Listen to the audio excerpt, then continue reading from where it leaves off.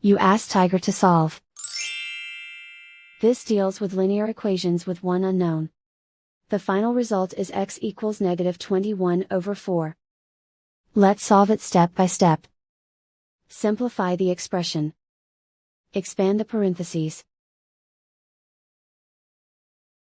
Multiply the coefficients. Simplify the arithmetic. Expand the parentheses. Simplify the arithmetic.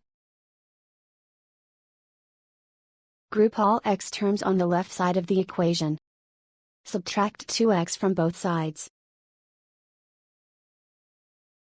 Group like terms. Simplify the arithmetic. Group like terms. Simplify the arithmetic. Group all constants on the right side of the equation. Subtract 30 from both sides. Simplify the arithmetic.